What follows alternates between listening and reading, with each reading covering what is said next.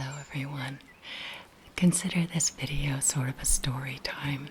It's very casual. I'm allowing traffic sound and rain and the whole 9 yards, and you can just see out there how beautiful and green and rainy it is today, and I'm just loving that.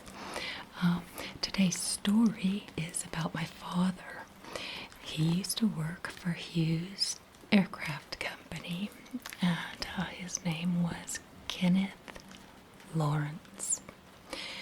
Not going to share his last name because then that tells you who I am. Anyway, this book, I want to share this book with you because it is something that he handed down to me. Hughes Surveyor Spacecraft. It was put out in 1963, and it tells about, and I want to read to you, the Surveyor Spacecraft that was intended to go out in 1964, and it did.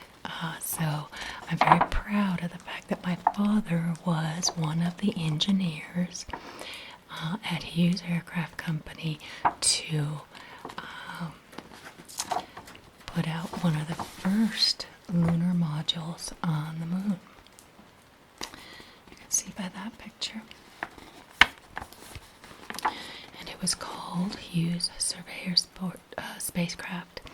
Now, many of you may have heard of Howard Hughes, him being very notoriously famous for being just a little eccentric, and we won't use the word, but my folks met him, and they both did say that he was a very strange person. Okay, so this picture is of the moon, and it shows the lunar module up above it. Alright, so this book begins saying that in 1964, the Surveyor Spacecraft will soft land a payload of delicate scientific instruments on the moon. Looks like this book has seen some damage. Get some kind of deep crinkles here. Okay. So, I also have to tell you too that I did not find out about all this stuff about my father until I had grown up, and it made me feel so proud of him. Okay, I'll read and you just look at the picture. How about that? Hughes Aircraft Company under contract to NASA's Jet Propulsion Laboratory is developing the spacecraft system, including the associated ground equipment. Okay.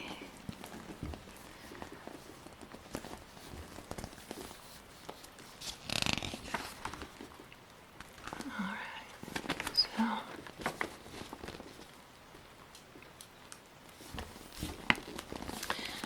okay, let me just read some of this with you.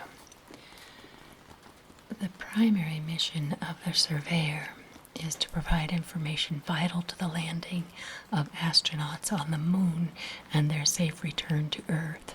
The scientific data it provides may also make possible a significant breakthrough in the search to understand the origin of the moon and of the entire solar system.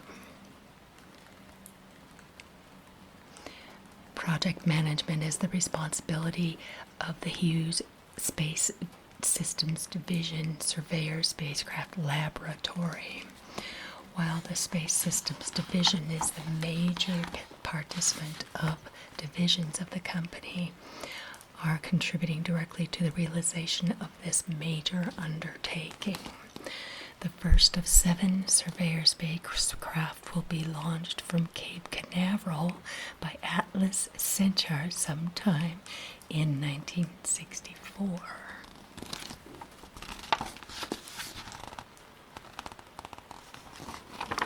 Okay. Oh, see, this is a lot. Let's just show you real quick. Okay.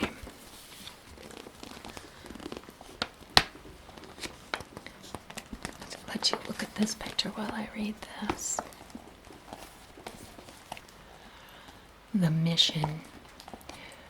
Folded at launch with the Centaur nose shroud, the spacecraft legs and antennas are extended when the shroud is ejected shortly after launch.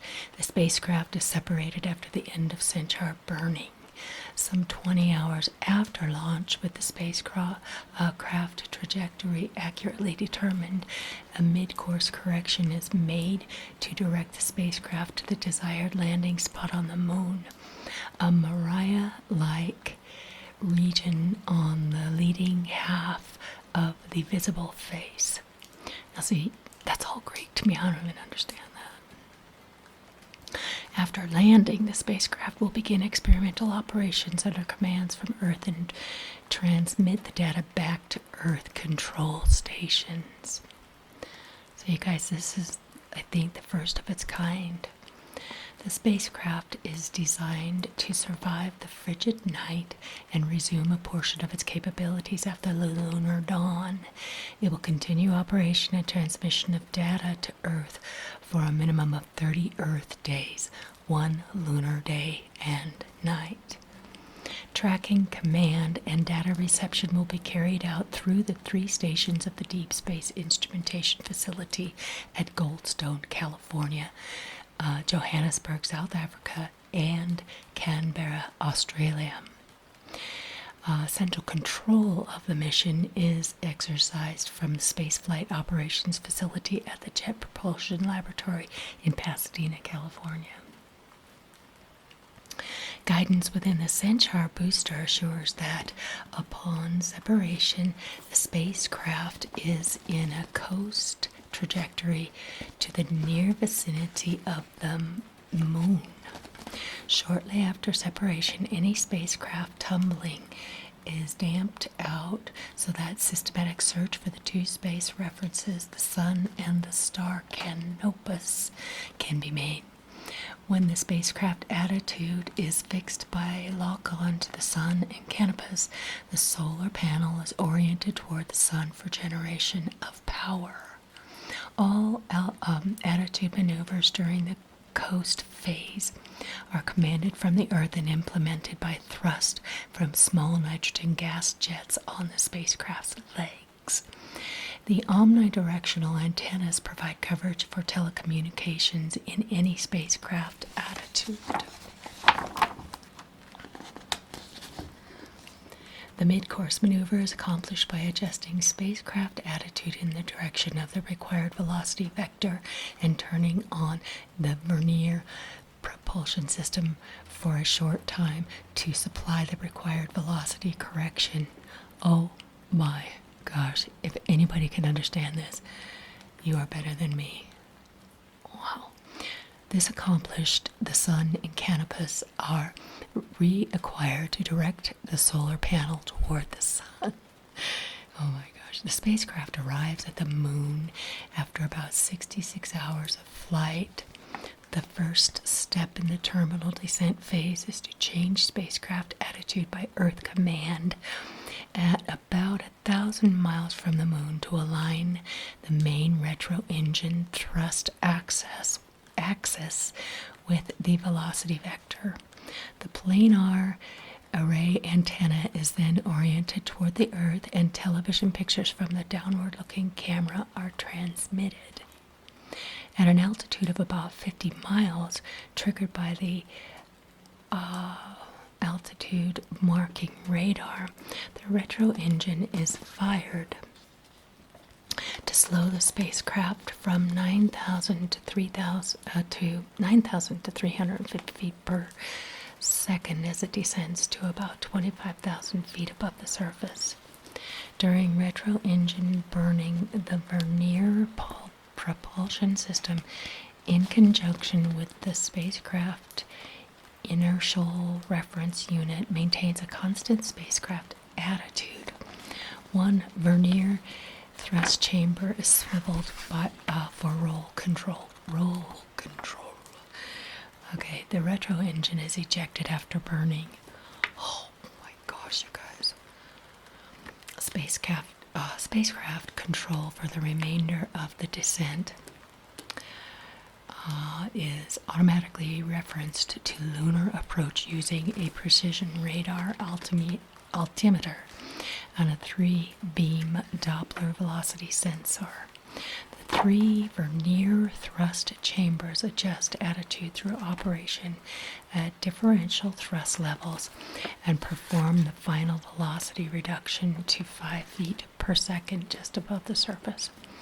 At an altitude of 13 feet, the vernier system is shut off and the spacecraft free falls to the surface. Oh my gosh.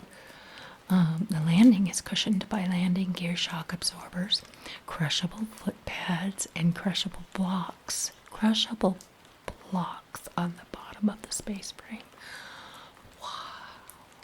After landing, the solar panel and planar array antenna are oriented toward the Sun and Earth, respectively. Scientific experimentation can then be started. Solar panels.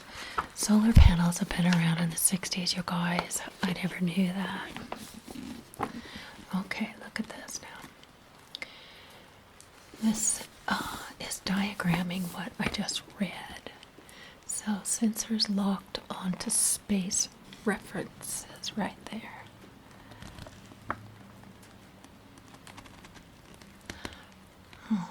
Spacecraft transmit trajectory.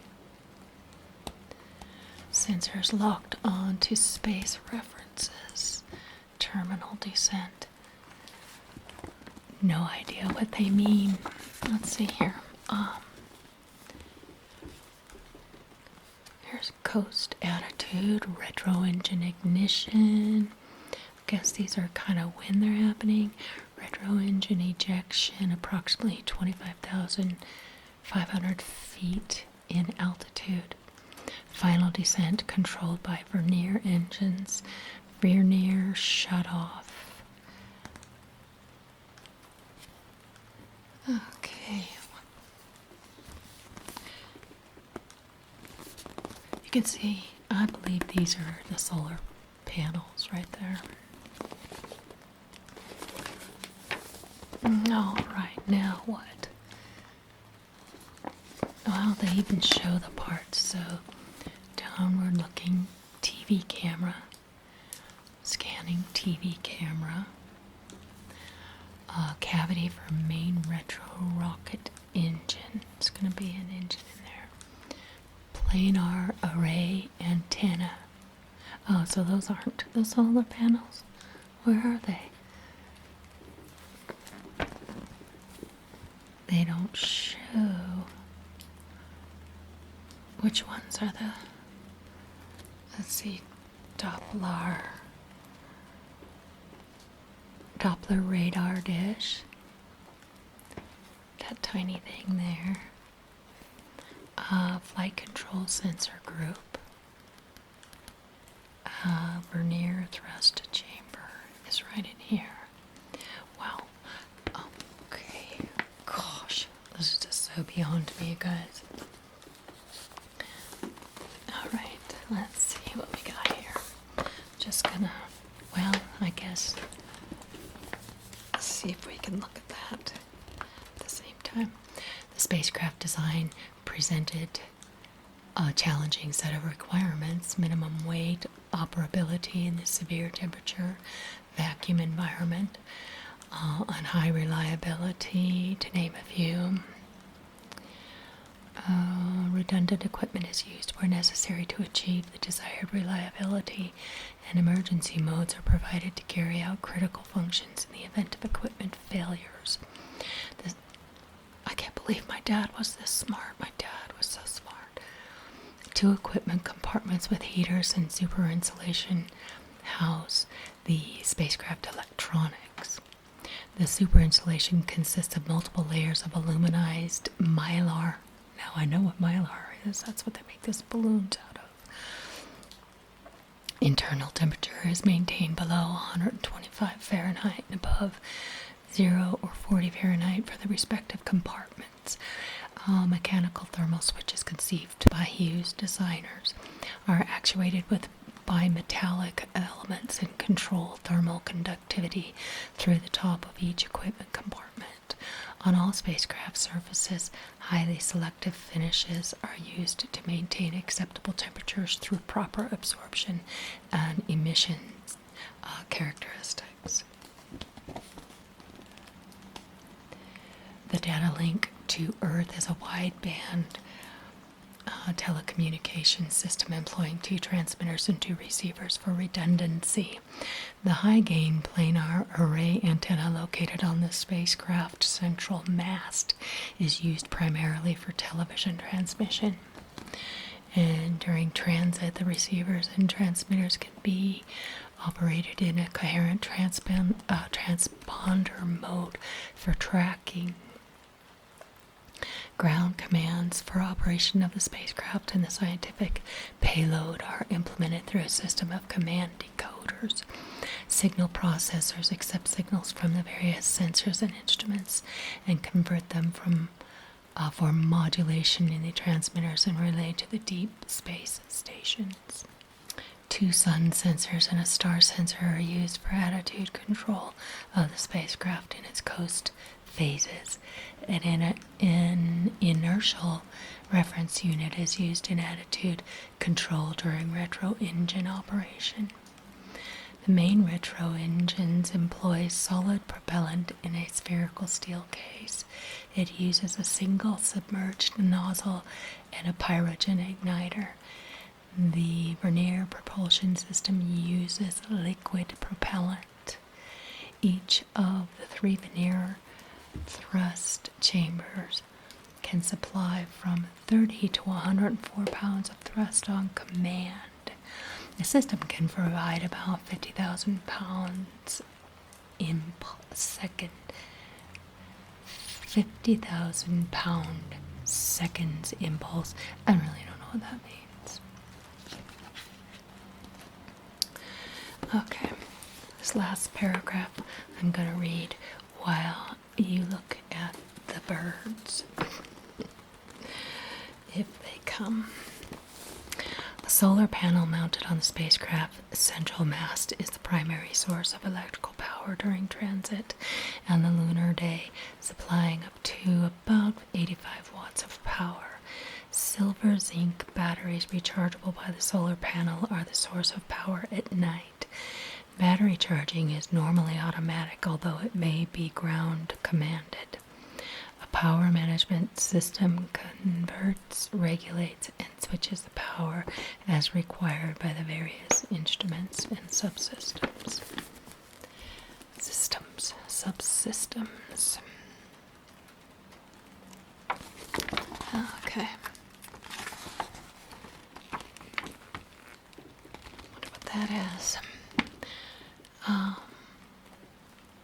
Main retro rocket engine. Oh wow. Okay, so the engine looks like a toy. Design characteristics. Soil mechanics instrument and vernier thrust chamber. Okay. Central signal processor. I can't believe they're showing these little parts, you know.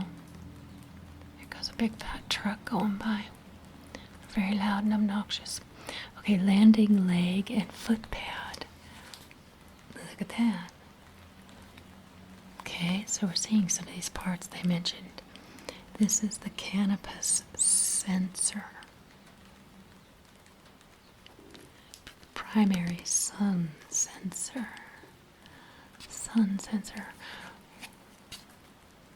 Okay.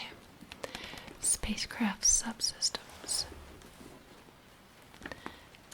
Alright.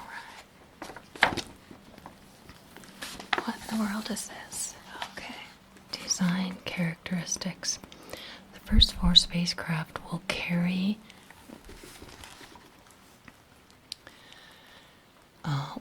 an engineering instrument payload to evaluate performance and soft landing capability of the basic spacecraft.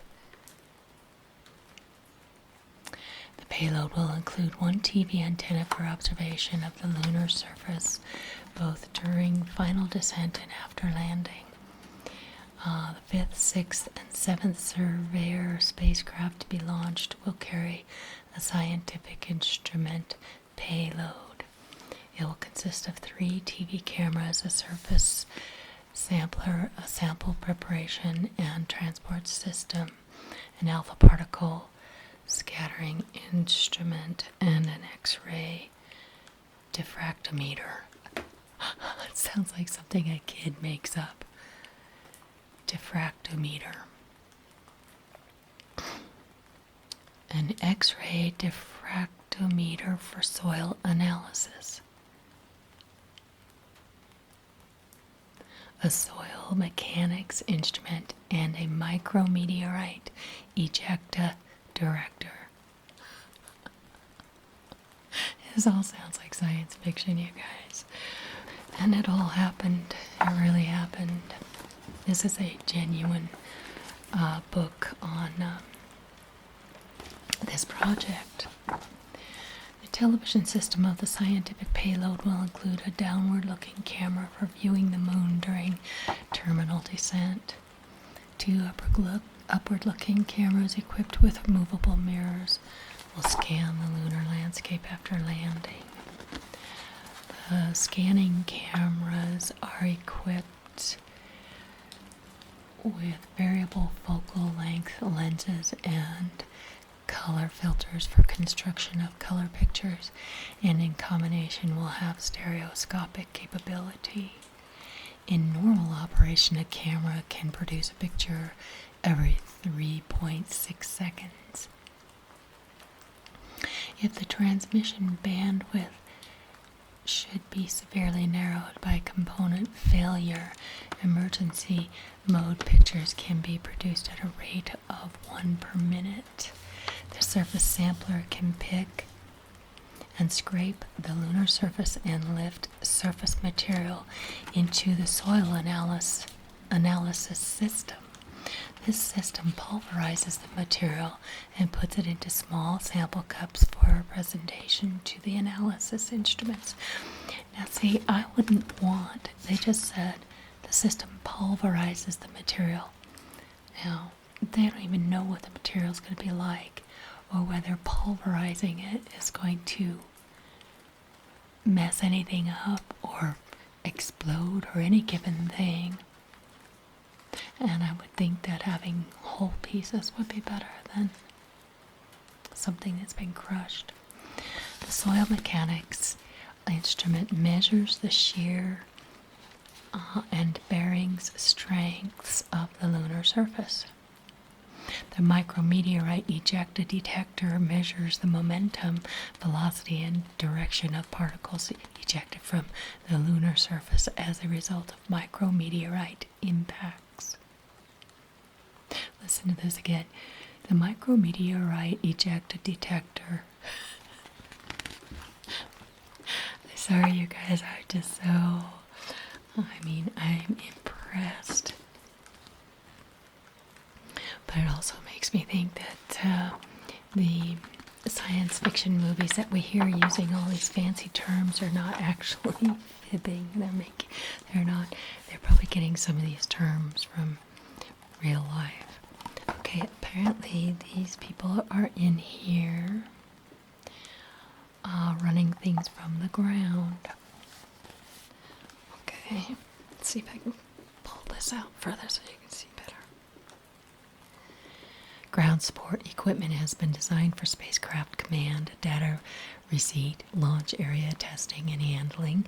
The command and data handling console will be used at each deep space station to control spacecraft guidance and lunar operations and to receive and record data from the spacecraft. The console will display real-time data using the television pictures to the extent required for control purposes. The Surveyor launch operations trailer will be used for system checkout at the launch pad and for performance monitoring in the period immediately following launch. Here these guys are. They're working on ground control. Command and data handling console during systems checkout. Yeah. Okay. Now, let's get this page turned up. Page 20. Alright. Okay, so let's get this picture up so you can see that. This is the module. Throughout thorough testing has marked every phase of spacecraft development. Testing is supplemented by a continuing program to qualify materials and processing for use in the space environment. Landing characteristics and performance have been verified in a series of drop tests of scale models and full-scale test vehicles at varying velocities on different site slopes and on surfaces simulating soft dust and smooth or rock surface. Some 40 tests have confirmed landing stability. Major spacecraft tests include evaluation of terminal descent controls, including the vernier propulsion system, radar, altimeter. Okay, wait, let me say that again. Major spacecraft tests include evaluation of terminal descent controls, including the vernier propulsion system, the radar, altimeter, Doppler velocity sensor, and other flight controls in 1,500-foot drops of simulated spacecraft from a tethered balloon. Prior to the descent, dynamics test, recovery provisions, parachutes, and impact-absorbing airbags for the test vehicle were evaluated in drops from a tethered balloon. In the Hughes thermal vacuum chambers with solar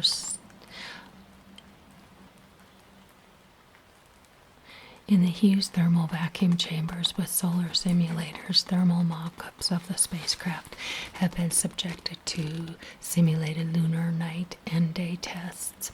A prototype spacecraft will undergo functional and environmental tests for approximately a year. Yeah, so that's why it's not happening until 1964. And by then I'll be 3 years old and not understanding any of it. Okay, this says testing planar array antenna pattern.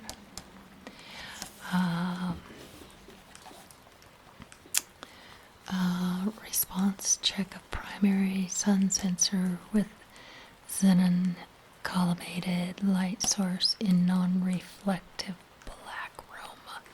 That is one big title and sentence there. Okay, optical alignment of simulated star with cannabis sensor. Preparation for test of spacecraft thermal mock-up. Okay, and this is mounting of flight control sensor group on systems test vehicle. Okay. There's two birds up on that fence over there. I love it when they land on the fence. Okay. Keep this down a little bit so you guys can see the birds, maybe. I'll just show you this picture first. There is a very concentrated face there. Experimental model of surface sample pulverizer. A pulverizer. Boy, some of those pieces look really fragile, don't they? Like this just looks like a very thin kind of tin or metal. Fascinating, just fascinating. Okay, so on here, okay, let me just show you the pictures real quick. This is the TV tests. Okay, so TV tests, operation of the television system was checked in conjunction with the command and data handling console. The capability of viewing the surface. Sampling operations is demonstrated in the center, and right photos taken from the console's photo recorder. So these are pictures of operation. I don't know. It didn't sound like they said they had actually gotten anything from the moon yet. I don't understand. Okay. Dynamic testing of spacecraft descent and landing system. Dynamic testing. So here they are. They just got it somehow suspended in air. It looks really small, but that's coming off of a rocket. Recovery test vehicle suspended for drop. Look at that.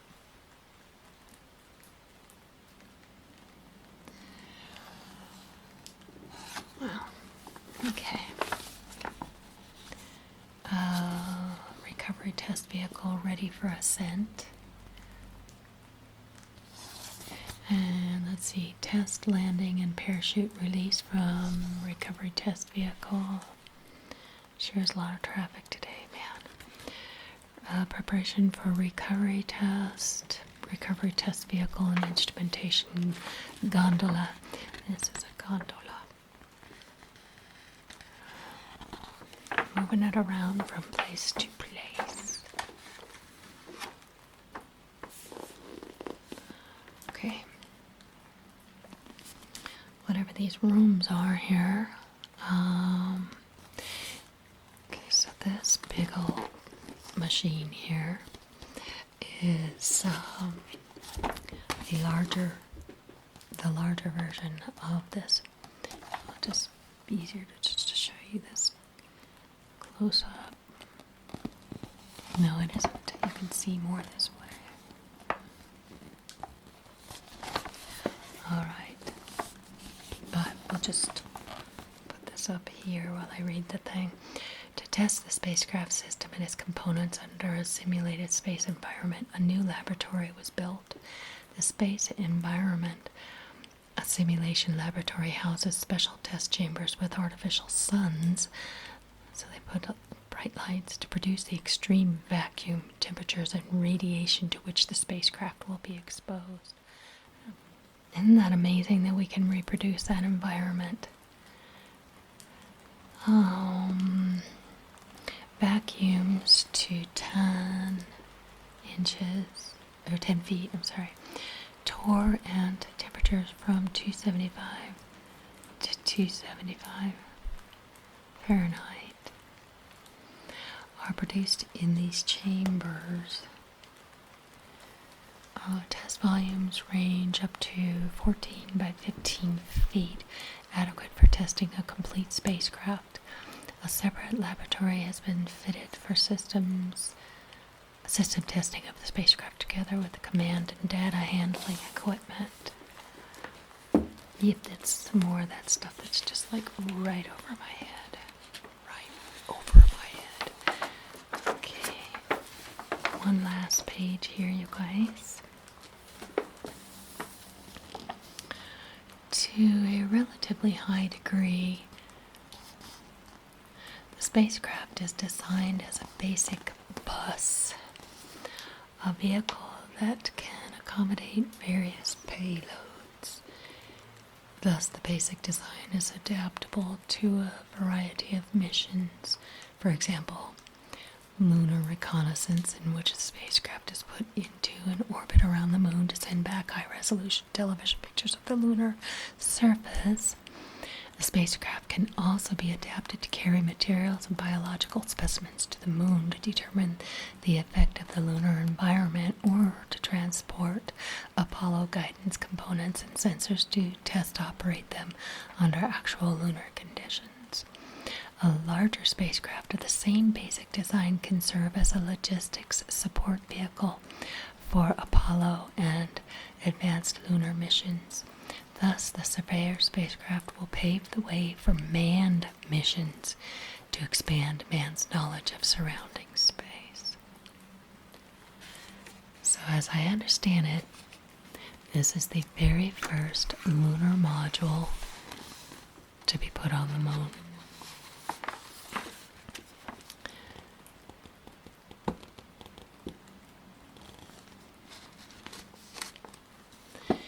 It doesn't look all that big, which is what's fascinating to me, because the rocket and everything surrounding it, sending it up to the moon, have to be gigantic.